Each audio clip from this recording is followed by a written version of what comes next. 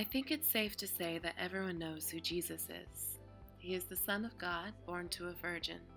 He was humble, a traveler, carpenter, teacher, miracle worker, and shepherd of the weak, who stood up against evil and taught people how to escape the cruelty of kings and their merciless empires. For these acts of heroism he was persecuted, but then rose again to take his seat at his Father's right-hand side in heaven.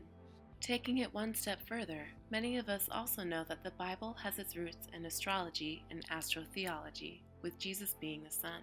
Looking at Catholic iconography, we can see that Jesus' halo looks like the sun, and his crown of thorns symbolize the rays of light. His crucified hands symbolize the sun's crossing over the 4 cardinal points of each season. We can also see evidence of that here. Jesus is standing in the middle of 3 animals and an angel. This is symbolic for the sun traveling through the 4 seasons. The sun is also associated with the house of Leo, which governs the middle of summer as perceived by the northern hemisphere. This is why we see the lion as a shepherd protecting sheep.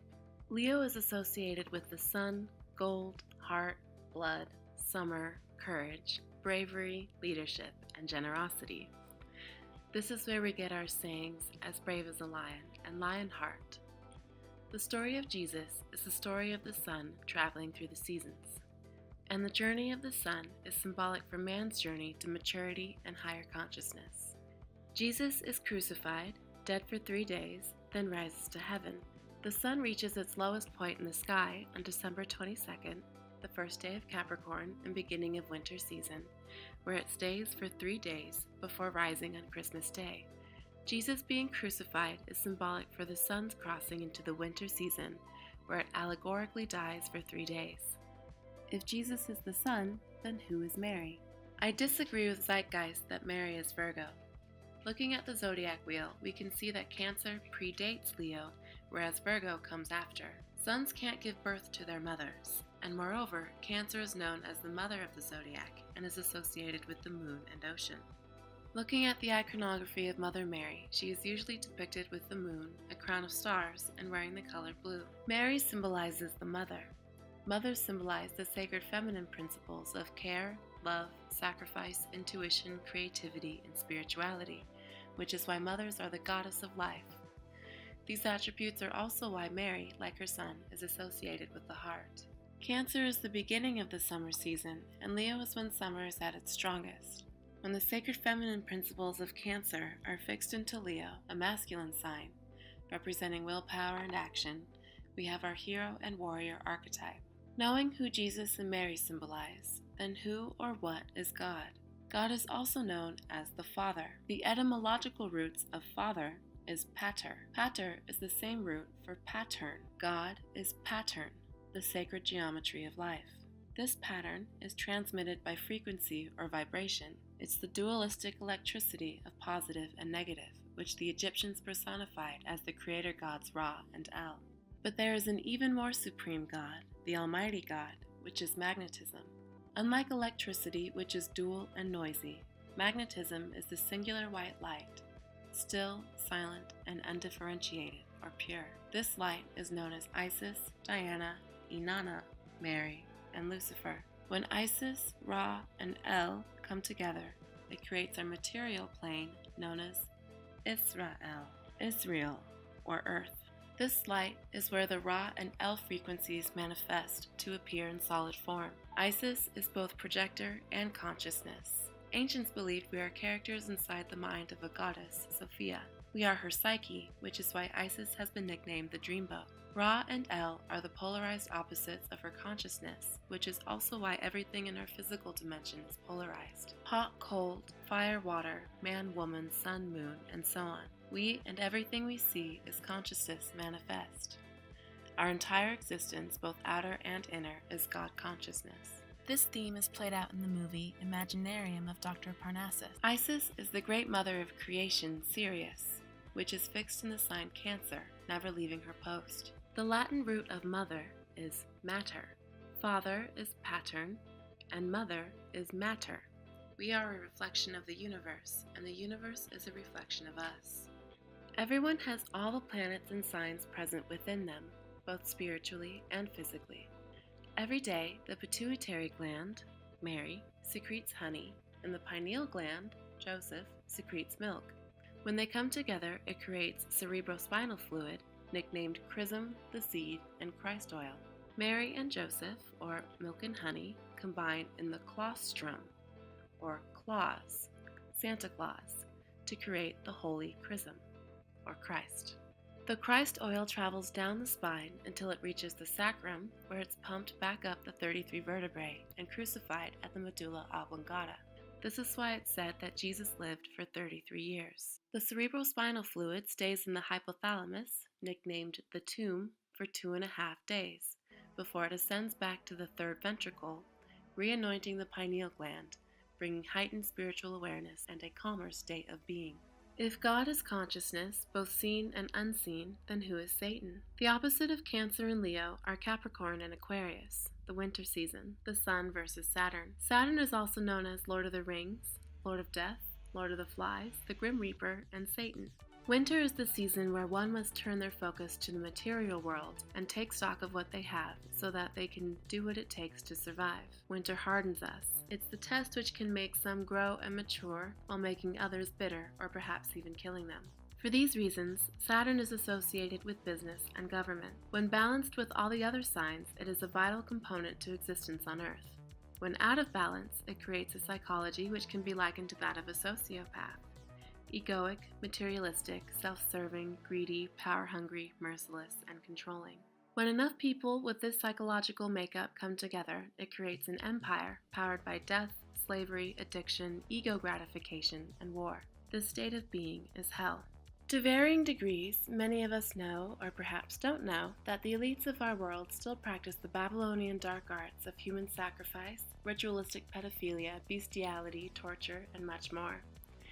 They refer to themselves as sorcerers because they have vast knowledge and understanding of natural law, but pervert and occult it for their own egoic gain. Just as the Romans used theater to distract and manipulate the masses, the empire of today uses television and music too. Western culture is the new Rome, with England, America, and the nation of Israel leading the way. They like to provide us the tale of Jesus again and again, but in a form that most would overlook, take offense by, or misconstrue. Zeus is the almighty god in this tale.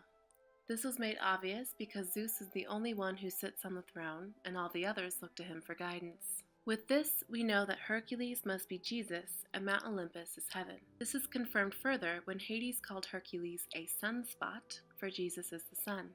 And later still, Hercules was depicted wearing the skin of a lion around his head and shoulders. The most obvious clue to Hercules being Jesus and the sun is at the end of the movie.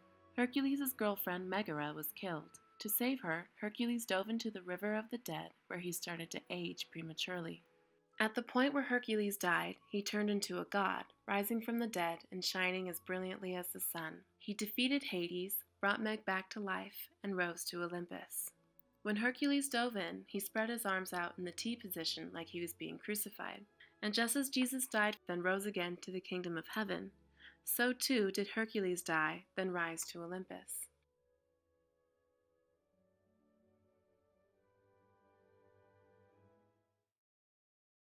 One of the most popular and influential stories of the sun traveling through darkness is none other than Harry Potter. Astrology is a subtle theme in this series. Throughout the school, but especially in Dumbledore and Professor Lupin's office, we often see astrological models in platonic solids. And in one scene, we see a galaxy overhead. The sun's travel through the seasons was most notable in the Goblet of Fire, where Harry and the team met at sunset.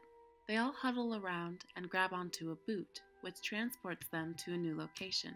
This is symbolic for the sun's crossing from winter to spring. Each sign of the zodiac corresponds to a location on the body. Being the last sign of the zodiac, Pisces is associated with the feet. The boot is symbolic for Pisces, which is the end of winter.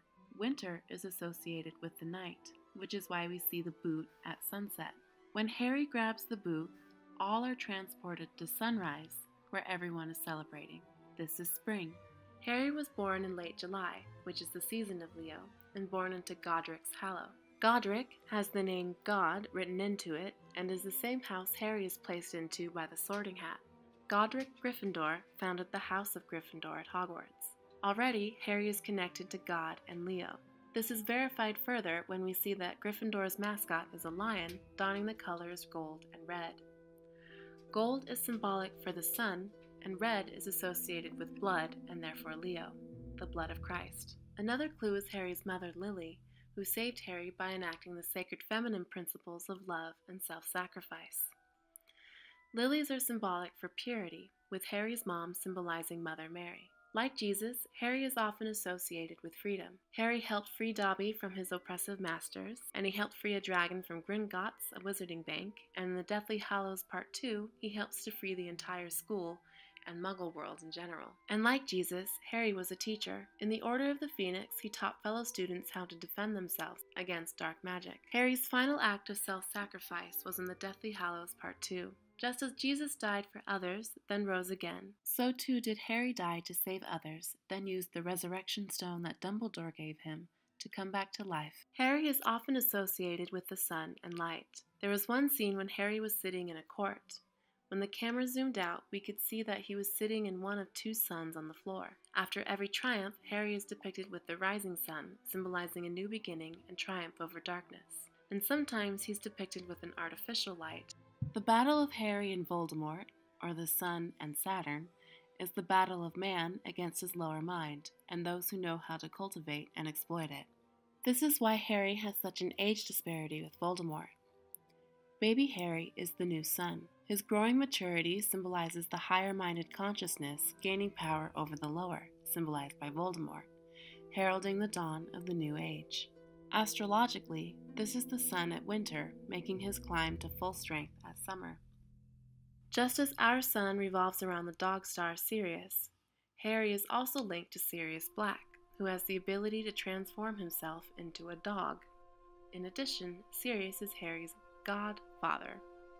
Here's another connection to a god. In our world, Sirius is said to be the creator of Earth's suns. If you are familiar with the occultists of our time, they like to invert things. So the dog star backwards is the god star.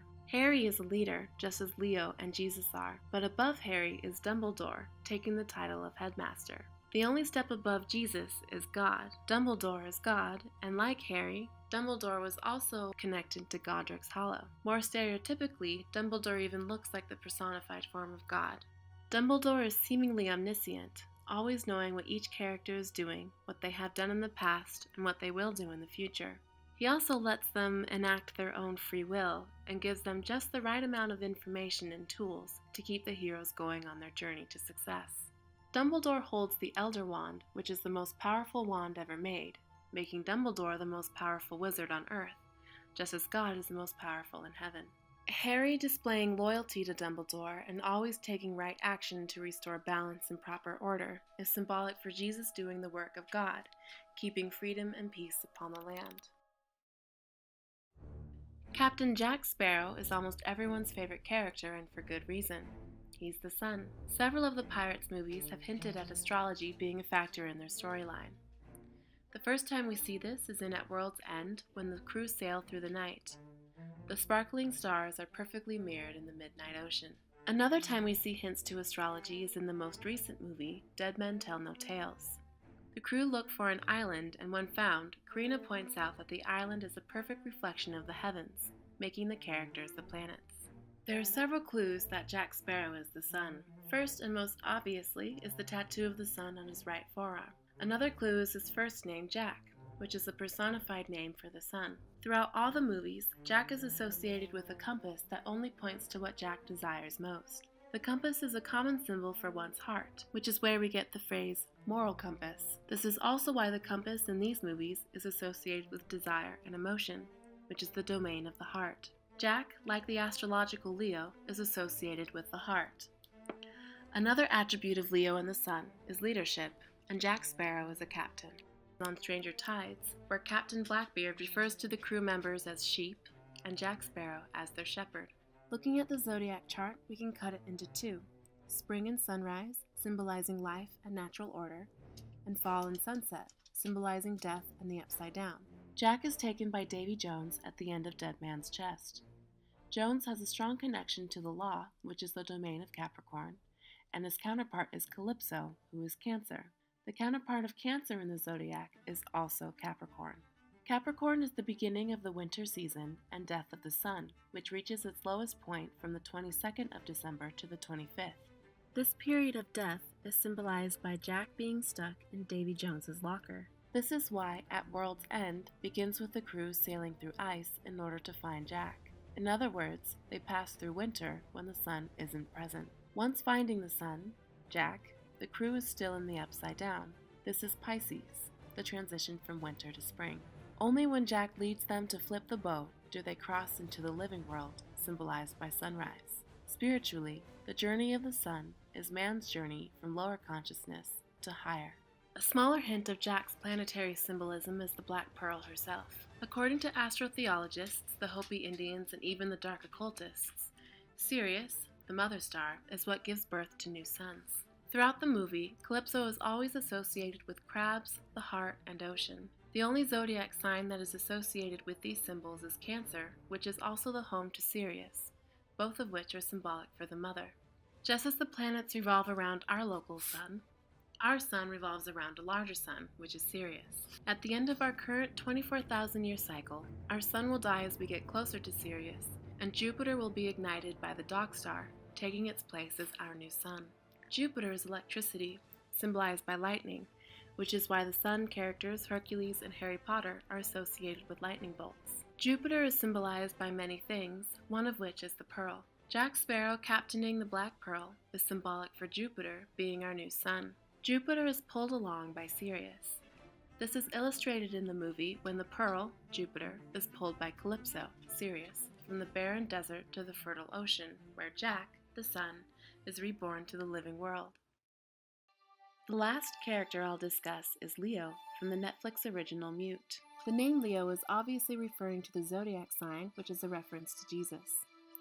And his being Amish is symbolic for his understanding of natural law. Another clue that Leo is Jesus is his artistic wood carving ability, because Jesus was a carpenter.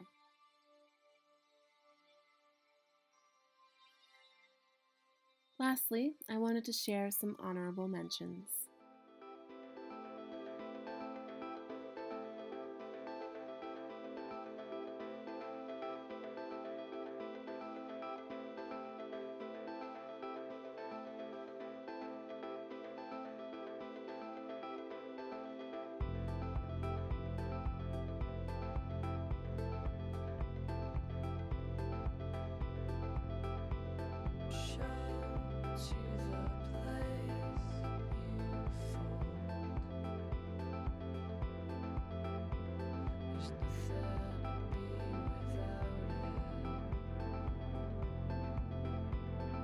School and religion taught us that the ancients worshipped nature gods, but they didn't tell us what these gods actually were.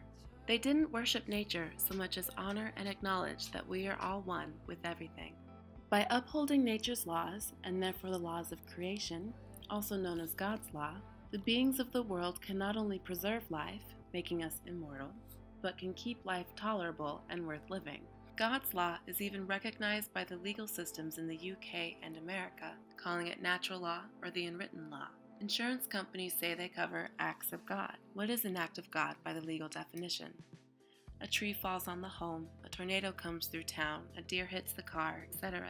American and European laws recognize God as nature, since nature is God manifest. Although we learn the Constitution and Declaration of Independence, America never teaches their youth about natural law, which are the supreme governing laws of the nation, as decreed in our own founding document. In short, natural law recognizes that all people are equal in nature and as creatures and manifestations of the universe. Because of this, individuals have the free will to do whatever they choose, so long as it does not hurt the life or property of others, since that would be destroying creation and therefore God itself. For this reason, natural law has yet another name, also known as moral law. If enough people followed natural law, we could instill and maintain an enlightened society once again, bringing freedom and peace to our world. If one chooses to disregard these laws and follow only the laws of man, funneling all of your personal power to a small minority group of people, you will eventually have an empire. Natural law is not a new concept. When Jesus was promoting that people live with God, this is what he was talking about. I'm not going to debate whether or not Jesus was a real man. What's more important is the message and understanding what was going on over 2,000 years ago,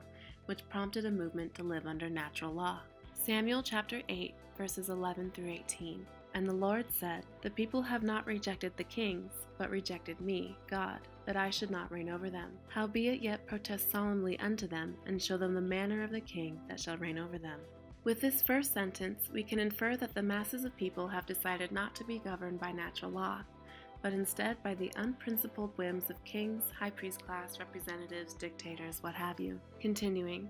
And Samuel told all the words of the Lord. This will be the manner of the king that shall reign over you. He will take your sons and appoint them for himself, for his chariots, and to be horsemen. And he will take your daughters to be confectionaries, and to be cooks and bakers. And he'll take your fields and your vineyards and your olive yards, and give them to his servants. He shall take 1/10 of your sheep, and ye shall be his servant. And ye shall cry out in the day because of your king which ye shall have chosen you, and the Lord will not hear you in that day. Long story short, the people of that time were slaves to an empire because they chose to stop governing themselves under natural law and started to follow the laws of man, giving up their free will to the desires of another, who obviously didn't have their best interests at heart. If God is consciousness, consciousness is frequency, and nature is frequency manifest, then heaven and hell must be states of consciousness, not faraway distant lands. Heaven is when the majority of beings operate from their higher minds under natural law. Hell is when beings operate from their lower minds under their own ego-based rules, which are often enforced with an iron fist. Everything we see today is the product of an imbalanced psyche, the need to control or to be controlled, to be the victim or the victor, to live solely for the material left hemispheric world, or solely for the spiritual right hemispheric one, instead of just being, living in between in balance and harmony. Revelation chapter 12, verse 17. And the dragon was wroth with the women, and went to make war with the remnant of her seed, which kept the commandments of God, and have the testimony of Jesus Christ. The dragon is the beast, or satanic figure, which is symbolic for man's imbalanced mind. The next line is, the beast makes war with the seed of women, which keeps the commandments of God. Etymologically, seed comes from the word cere. Cere can also be found in cerebellum and cerebrum, the mind. The seed is the mind. The seed of women is the cerebellum, specifically because that part of the brain is associated with Venus and Taurus, which are feminine. What is the cerebellum?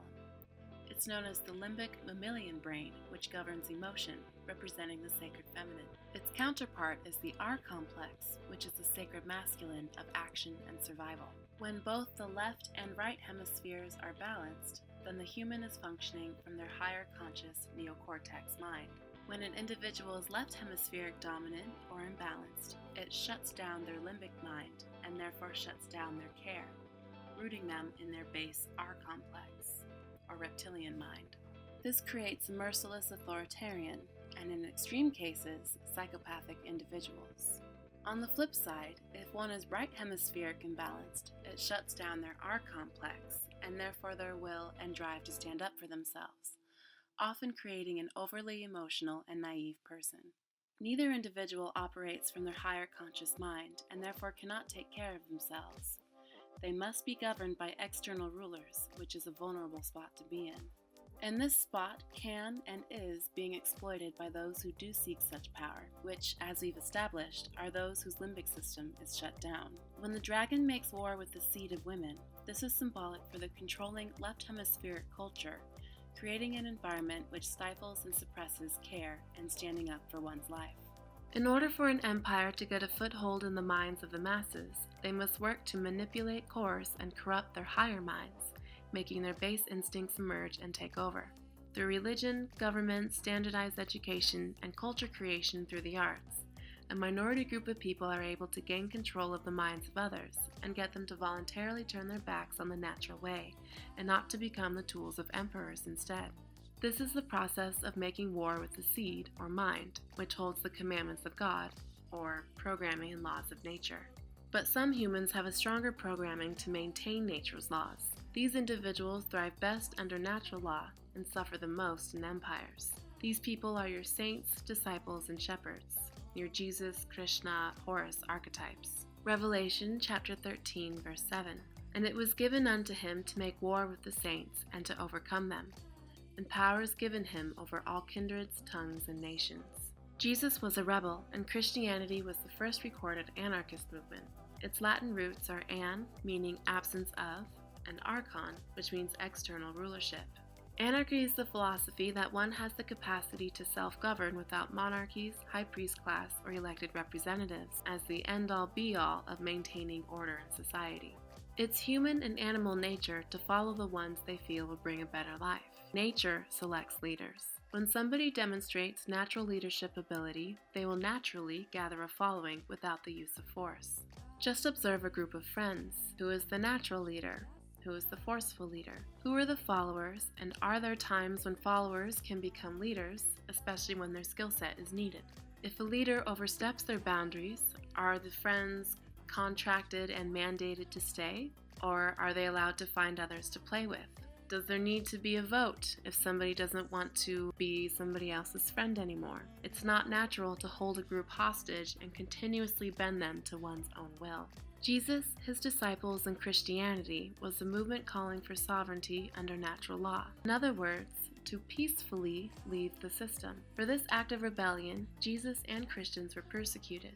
And in like fashion, over half of America's founding fathers were also murdered by the British Empire shortly after signing the Declaration of Independence. This is what it means when the Bible says kings make war with saints and gain power over all others. For the few minds that can't be controlled, they must be suppressed and eliminated, or else it undermines the empire. The Christian movement was so strong that the elites of the time couldn't stop it, no matter how many people they executed. So instead, they got clever. They took the teachings of these noble wise men, coveted, occulted, and copywrote the information, turning it into a religion which externalized God, divorced it from nature and reality, and made Jesus into a wizard, and turned a movement of self-empowerment into an indoctrination machine meant to retrap the mind. The teachings of Christianity were hidden under layers of symbolism, allegories, metaphors, partial historical truths, and the desires of greedy men. With the Vatican Corporation, crusades, aka genocides, swept the world and have never stopped. Even World War II was a product of the Vatican and international bankers working together with corrupted governments to create their hierarchical New World Order, coveting the wisdom of creation for themselves and blocking out the light for all others. The original Christianity empowered people by reminding them of their own divinity and that the spark of God in creation is held in their hearts and minds, not outside of them. Creation is the byproduct of love, which is why love is associated with the higher-minded being. Looking at the Lover's card of the tarot, we see the woman looking up towards spirit and the man looking towards the woman. It's the right hemisphere that houses morality and love, which the left hemisphere acts upon in the physical world. By upholding the sacred feminine principles, the sacred masculine can enact and manifest right action in the world, undoing any and all wrongs. The themes of the sacred masculine and feminine principles have been in our spiritual practices and artwork for thousands of years, including today. Now that we've identified our Jesus Sun characters, let's look at what their journeys are. The movie opens with the five muses singing of how Titans ruled the world, causing death and destruction, but Zeus banished them to the underworld, bringing peace. So who are the Titans? Many spiritual practices believe that before man, demons ruled. Symbolically, demons are man's basic urges, like lust and violence. Humans inherited our mind from both our material mother and spiritual father. Hence, we have two spirits, or natures, the temporal mind and the supernal mind. Our temporal mind is given unto us by our mother, which is matter and nature. Our temporal minds are limited to matters of sensory perception and concepts configured within the context of our five senses. The carnal, animal, temporal mind has no concept of God as a true reality. Man, before we became aware, was an animal that walked upright. This type of man is known as soulless, or in our modern culture is the zombie figure. In the story of Hercules, our carnal minds are represented by titans, who cause death and destruction wherever they go, because that's the result of lower-minded beings operating without their higher neocortex mind. It was not until the Father gave us our supernal mind, evolving man into a Homo sapien, that our psyche gained the capacity to mentally conceive and perceive otherworldliness and the abstract concepts of God and Spirit. This is the higher-minded being who has control of their lower animalistic desires, symbolized by Zeus banishing the Titans under the seas of consciousness. In the following scene, we meet Hades, who is obviously the Satan character. And who does Satan employ? 2 demons named Pain and Panic, and 1 woman named Megara, who is the sensual character symbolizing lust. She is representative of the Scarlet Woman.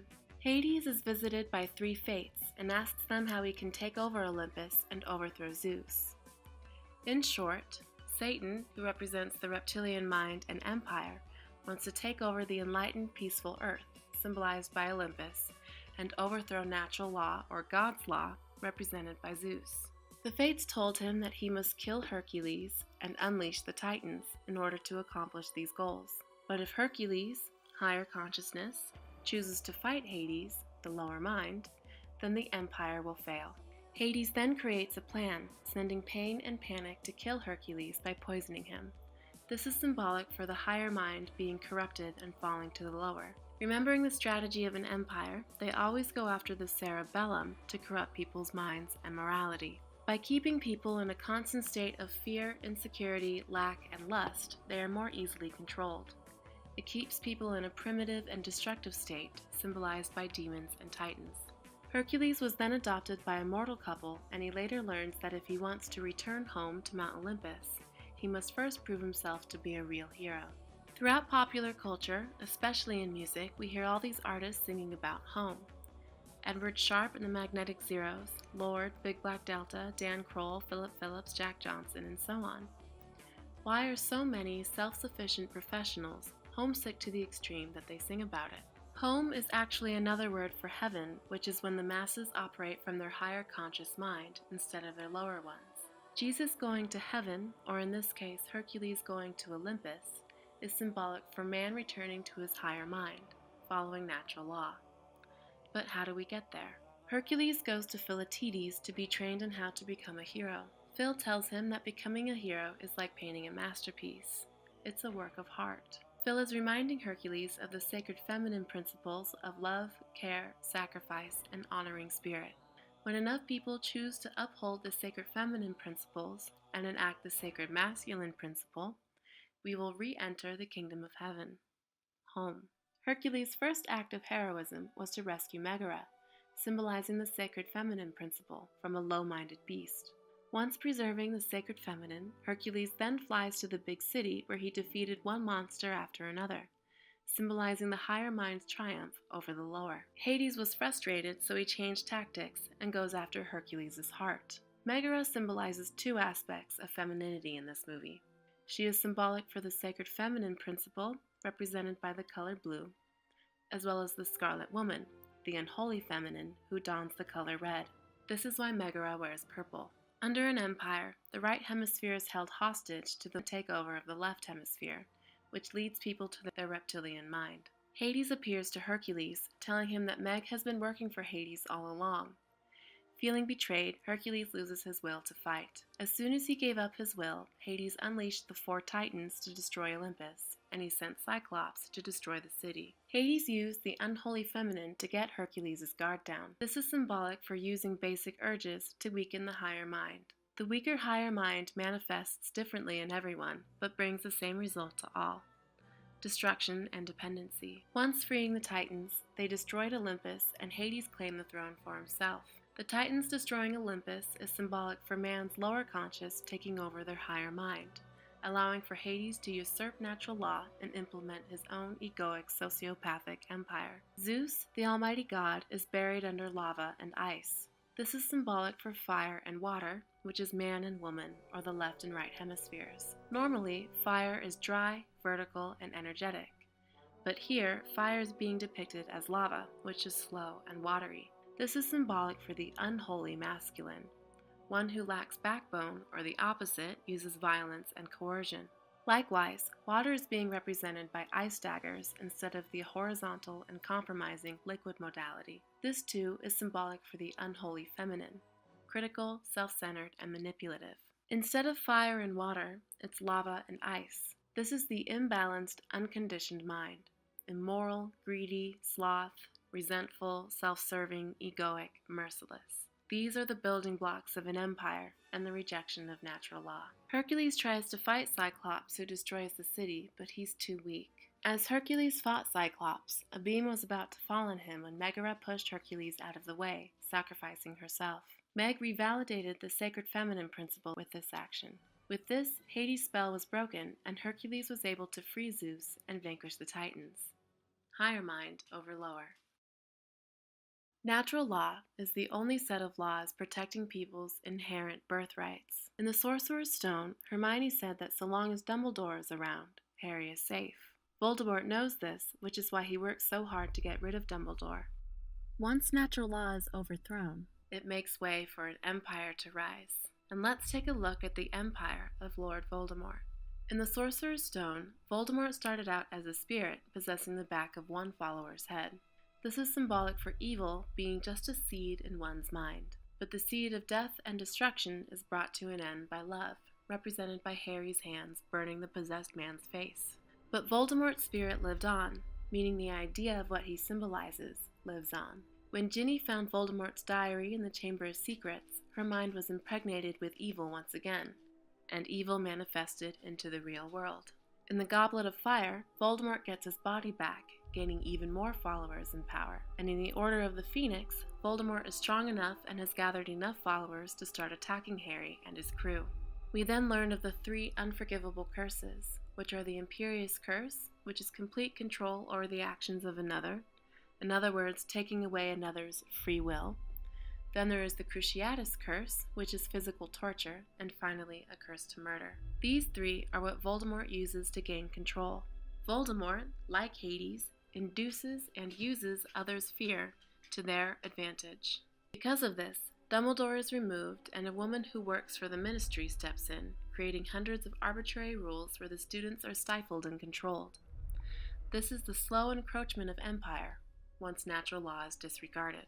Voldemort is held at bay until the end of the Half-Blood Prince, where Dumbledore is killed and Voldemort takes the Elder Wand, making him more powerful. At this point, Hogwarts was completely taken over by Voldemort and his private army. Voldemort takes over the Daily Prophet and was able to silence alternative news sources, and Harry became a fugitive with the Ministry of Magic, the wizarding government, hunting him down and anyone who supports him.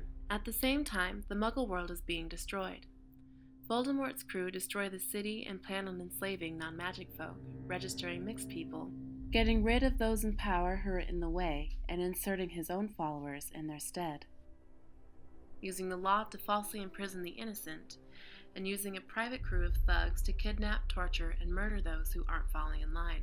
There has never been an empire in history which was not led by sociopaths. Empires are the product of a mind wanting to control and be in power. This leads to the loss of freedom and leaves one vulnerable to the detrimental will of others. This is what Harry fought against. When watching Harry specifically, I saw a great deal of willpower in his eyes as he fought Voldemort. The pretty colors protruding from the wand is symbolic for the will of one's heart and mind manifesting into reality. With everyone's support and help, Harry is able to defeat Voldemort, taking the Elder Wand for himself. At this point, it is sunrise, a new beginning. Harry then breaks the wand so that no other wizard may have that much power ever again. It is the higher conscious beings that are the only ones capable of defeating the empire of low-minded brutes.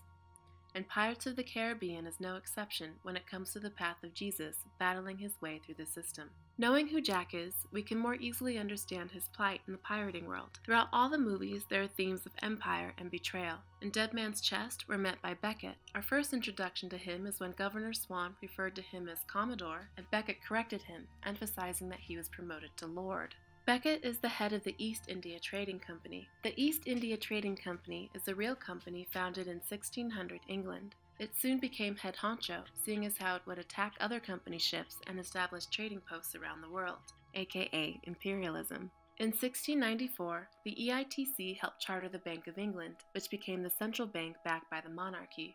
Subsequent policy favored corporate and government gluttony, which ultimately created indentured servitude and slavery in every land it touched, including its very own England, which is why people fled to the Americas in the first place. This bank still stands today and is the very same bank America has been indebted to since her conception in 1776. Taking the name of Lord is symbolic for the usurpation of God's law by government and corporations. With this concentration of power, Becket then arrests Will and Elizabeth for helping Jack escape the Crown and Empire's arrest. Later, Becket states that he wants to employ Jack and that Jack is a dying breed. He must find his place in the New World or perish. In The Curse of the Black Pearl, Dead Man's Chest, and on Stranger Tides, we see a reappearing theme of continuously working as it's related to being cursed, having to pay off a perpetual debt that never seems to end, and so your work for the ship never ends either. Becket is symbolic for corporations when they're allowed to run the show, hooking up with government and therefore the law, symbolized by Davy Jones, creating corporatocracies, which eventually become dictatorships and empires, suppressing the masses through economic coercion or plain strong-arming, thus usurping God or nature. We see prisoners taken into rooms where they are tortured to death, their bodies being thrown into the ocean by the hundreds. We see the bloodbath of Lord Becket again in At World's End, where the movie opens with thousands of peasants being led to the gallows. Empire is hinted at a third time in On Stranger Tides, where Blackbeard captains a ship called the Queen's Revenge. The most prominent evidence of the empiric system is Captain Salazar in Dead Men Tell No Tales. Salazar is a Spanish Royal Navyman who was trapped by Jack in the Devil's Triangle.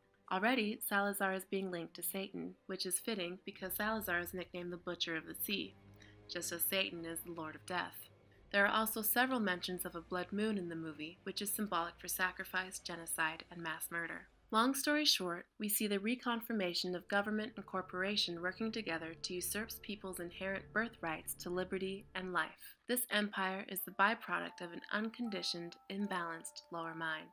So what happens to the sun archetype when they try to restore the balance in power? They get chased by the Royal Navy, attacked by Davy Jones, branded by the East India Trading Company, and sentenced to death several times. This is symbolic for Jesus, or higher-minded being persecuted by the empire. This state of living is hell, where the combo of government and corporations are the devil. This is why goats are shown in almost every movie. Goats are associated with Capricorn, which Capricorn is also ruled by Saturn, which is Satan. But the only way an empire can prevail is if higher-minded beings are corrupted. In The Curse of the Black Pearl, Jack is mutinied against, symbolizing the usurpation of natural law. In Dead Man's Chest, we see when Jack looks at his compass, it keeps spinning because Jack is confused, cowardly, and indecisive, falling prey to his lower mind. This is illustrated further when he trades his compass, or his heart, for a bottle of rum, in both Dead Man's Chest and Dead Men Tell No Tales. Jesus is not rising to the occasion in these instances. It is only when the higher mind fully ascends that human beings will escape the imprisonment and brutality of empires. As captain, Jack helped win battles against the forces of evil. Despite popular belief, Jesus' triumph is not guaranteed. Mute is a futuristic dystopian movie about the story of Jesus living in hell. The movie opens with a young Amish boy named Leo floating in the water, bleeding from his neck and chest because of a boating accident. The next time we see Leo is as an adult swimming under the blue water, and every morning he drinks a cup of water in his blue apartment. His artwork is always ocean and water themed, and his girlfriend Nadira has blue hair and wears blue makeup. Everywhere Leo is, it's blue and water themed. This is symbolic for Leo upholding the sacred feminine principle of care, just as Jesus did. This is exhibited in Leo's personality, being very tender, humble, and kind. Right at the beginning of the movie, Leo loses his ability to speak. Jesus is symbolic for man's higher conscious mind. This is the exact personality which is suppressed and devalued in empiric societies. People who instinctively follow natural law are often ostracized or persecuted, not being allowed to enact their free will upon the land. Many times throughout the movie, people lash out at Leo, calling him stupid, useless, weird, and a freak. This suppression is illustrated further when Leo tries to protect his girlfriend from a group of men. A group of men sexually harass Nadira, enraging Leo, who subsequently beat them up. The only times we see Leo lose his temper and use physical force is when anyone threatens or attacks Nadira. With this, we see the sacred masculine using his will and action to protect the sacred feminine virtues of love and care. symbolized by Nadira because she's in blue and a single mother. But Nadira stops him from protecting her, saying she can't lose the job. And Leo's boss then warns him that if he did it again, he would be fired. This is how the sacred masculine is bound and suppressed in empires. Doing the right thing comes second to the material world. Later on in the movie, Nadira goes missing. Leo tries to find her when he takes out a red pencil to speak, but the men slap the pencil out of his hand, breaking it. The red pencil is symbolic for Leo trying to utilize the sacred masculine principle of right action. It being slapped from his hand and broken is symbolic for the oppressive and uncaring nature of the empire he lives in, not allowing him to speak, protect, or uphold the sacred feminine. This is why Leo, or Jesus, is silent. Looking at the scenery of the movie, we know it's an empire because of how dark, dirty, cramped, debaucherous, unloving, corrupt, and crime-riddled the city is.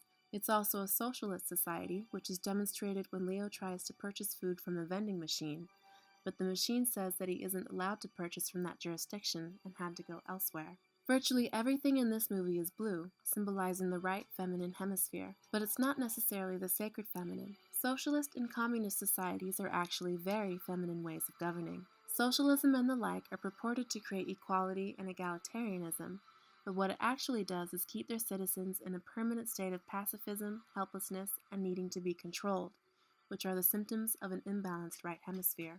This is why women tend to be the leaders of socialist empires in movies such as The Giver and The Hunger Games. Seeing the plight of people in these societies both in movies and in real life, we know that this way of governing doesn't lead to freedom or allow for self-expression. Leo wakes up the next day to find that Nadira is missing. Concerned, he starts his search to find her. The first place he looks is in a brothel because Nadira works a second job as a prostitute. As an aside, Mary Magdalene, Jesus' lover, is rumored to have been a prostitute also.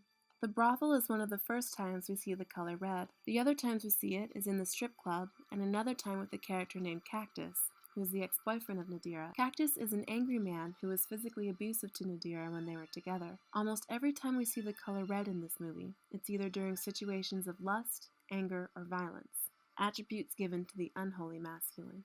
Leo eventually learns that Cactus is the one who last saw Nadira. He finds her lifeless body in Cactus's basement. Leo then confronts Cactus, extending his arms in the T position like he was being crucified. When care and love dies, so too does the Jesus archetypes, which is why they're crucified by the Satan character, which in this case is symbolized by Cactus. It's not until care and love are resurrected that the hero is finally able to defeat the villain. In the case of Hercules, it was a literal resurrection. In Mute, love and care is resurrected through Nadira's daughter, Josie. Josie is a lot like Leo, being kind, quiet, and artistic. She is the sacred feminine reborn, and Leo is there to enact the sacred masculine to protect it. Now that Leo is acting from his higher conscious mind, he can speak again and is able to use his will and heart to defeat the lower minds of others. The last clip I'll decode is from Family Guy. There are over 300 episodes of Family Guy, and I tried to find this one clip several times but couldn't, nor do I want to watch the past 10 years of Family Guy looking for a 30-second clip. So I will try my best to describe the scene from memory. Brian is in the basement and was playing Dungeons and Dragons or something, creating his own personal empire. Then he took a game piece of a soldier holding an upright sword and placed him in an elevated position in the new city. In the tarot, there's a card called the Ace of Swords, which depicts a hand coming from the clouds holding a sword in the upright position. Swords represent the element air, which symbolizes the mind and communication. Being the first of 14 sword cards, the Ace of Swords represents a new idea. It also implies the use of excessive power to further one's end. Stewie asks Brian what he was doing, and in a crazed and manic tone, Brian tells him that eating lions gives him power. If Leo is Jesus, then we can safely substitute eating lions for persecuting Jesus. That can be extrapolated to meaning the ostracizing, jailing, or even murder of those who go against the empire and choose the natural path. Only by removing those who instinctively understand and adhere to natural law, which is a system of principled self-governing, can an overlording empire gain power and take its foothold. Like I said earlier in part 2, for every 10 truths, they tell a lie, and their movies are the best example of that. Once reactivating his higher mind, Hercules was able to ascend to heaven. Ideally, this is the place we want everyone to be, but Hercules told his father that he didn't want to be a full god. opting instead to descend back to Earth with Megara. Instead of elevating Meg by introducing the notion that anybody could be a high conscious being so long as they married the sacred masculine and feminine principles, Disney maintained that higher consciousness is exclusive to an elite group, and if given the choice, it's acceptable for one to descend back to the lower desires. Jesus and Christianity are about exiting the system in order to live a more peaceful and bountiful life. This act of rebellion is not a crime under natural law. It's only a crime in power-crazed dictatorships that want to keep their slave class. But in Pirates of the Caribbean, Jack Sparrow, the Jesus of the tale, is depicted as a liar and a thief, an actual criminal. This is insinuating that exiting and refusing to participate in a hostile empiric system is an illegal activity. Moreover, this movie simultaneously desensitizes youth to genuine criminal activity. That dishonesty and thievery are charming and excusable.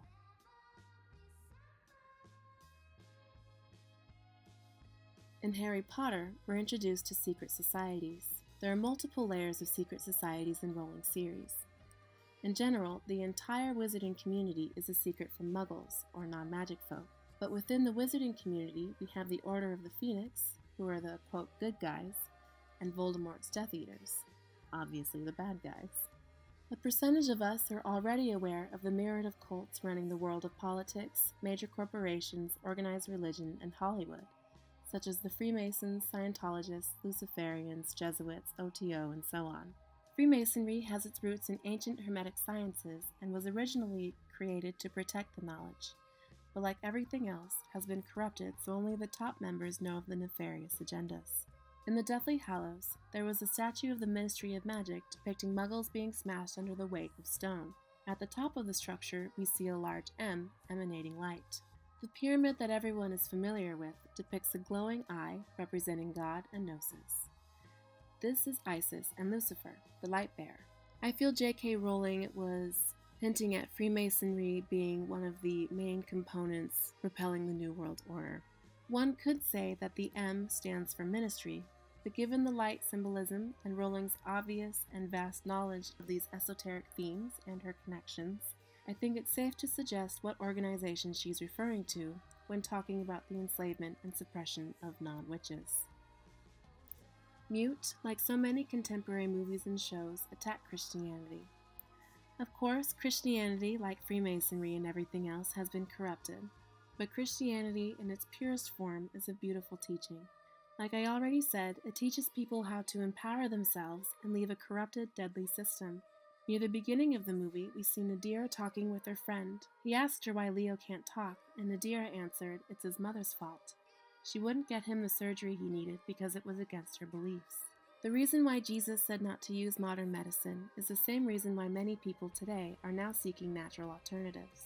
Today, like back then, medical care is a corporate industry interested in profit.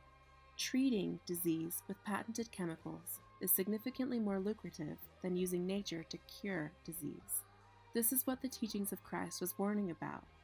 This is another symptom of empire.